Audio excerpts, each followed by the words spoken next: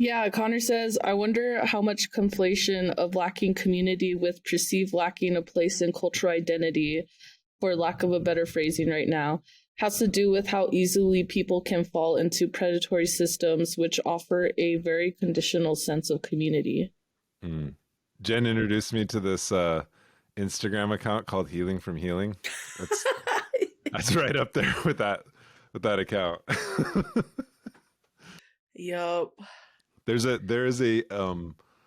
a new age to Nazi pipeline, like very strange, but it's out there, and I think a lot of that, because people do seek spiritual answers or metaphysical answers to these questions of social alienation. I do think, I don't know, there's something going on Twitter about the left and religion and spirituality or something. I don't know. I can't keep up with this, but I'll just say this: like, go to a left space in Latin America, and people are like deeply religious or spiritual. Go to a left space in North America, especially like white dominant spaces, it's very secular, dry, and like soulless.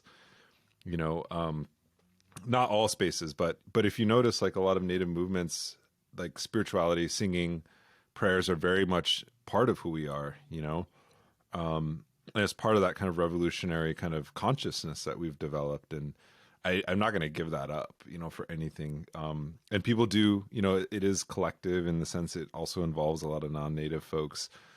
Even the notion of a water protector, you know, is deeply grounded in indigenous spirituality and senses of belonging. And I think it has an effect both on indigenous and non-indigenous people, you know, a positive one.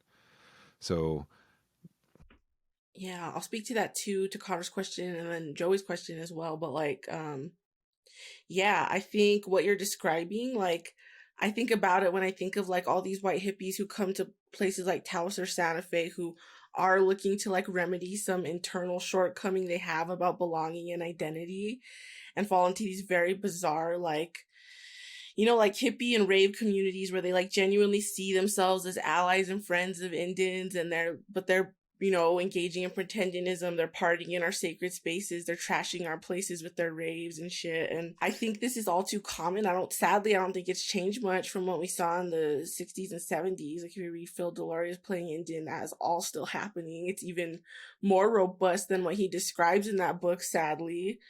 And for Joey's question, I mean, obviously it's important to be cognizant of things like cultural boundaries, right? You know, we're making jokes about like owls and whistling at night, but like you really don't mess with